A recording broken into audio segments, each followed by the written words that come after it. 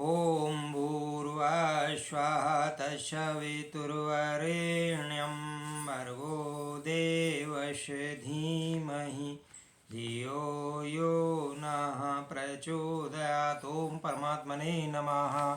न दूरं न च संकोचाल्लब्धमेवात्मनः पदं निर्विकल्पं निरायासं निर्विकारं निरंजनम।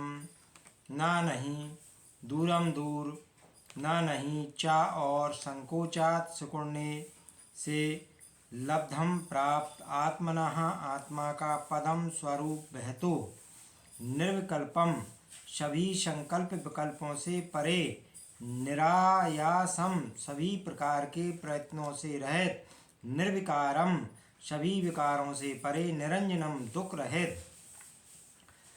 यह आत्मपद दूर नहीं है, ना ही संकोच से प्राप्त होता है और ना ही उसे किसी प्रकार की सीमाओं से बांधकर प्राप्त किया जा सकता है, क्योंकि है निर्विकल्प, सभी संकल्प विकल्पों से परे है, निरायास सभी प्रकार के प्रयत्नों से रहित है, निर्विकार सभी प्रकार के विकारों से परे है और निरंजन उसमें किसी प्रकार का दुख नहीं है।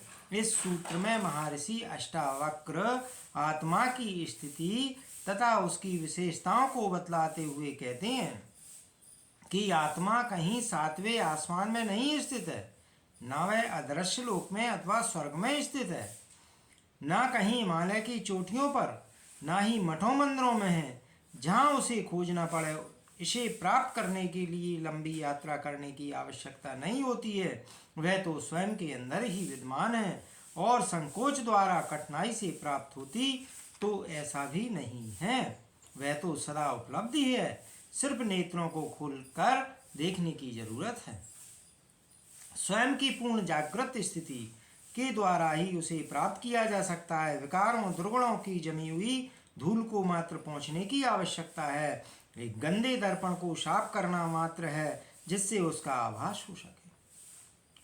विचारों के घनघोर मेघों के आवरण के कारण वह सूर्य दिखलाई नहीं पड़ रहा है, विचारों से शून्य होने पर ही उसका बोध होता है। समस्त उपाय विचारों को बंद करने की प्रक्रियाएं ही हैं। यह आत्मा निर्विकल्प है, अर्थात सभी प्रकार के संकल्प विकल्प से परे है, इसे हम बिना किसी विकल्प के ही जान सकते हैं। यह प्रयत्न रहित है, अर्थात इसे जानने के लिए किसी भी प्रकार का कोई भी प्रयास नहीं करना पड़ता है। वह निर्विकार है, शुद्ध है, वैज्ञानिकों के तत्व की भांति वह यौगिक भी नहीं है, उसमें पाप पुण्य शुभ अशुभ हित अहित जैसा कुछ भी नहीं है। वह निर्दोष है, वह अलिप्त है, उसे विभक्त नहीं किया जा सकता, ना ही उसे छल कपट करके छीना जा सकता है। यह ना अप्रकट है और ना ही किसी कमरे में बंद है कि तुम्हें उसका दरवाजा खटखटाना पड़े। वह सदैव उपलब्ध है, स्वभाव है वो, अस्तित्व है वह, फिर उसे क्या और कहाँ ढूंढना, वह विस्मृत है, उसे पुनः स्मृति में लाने की मात्र आवश्यकता है।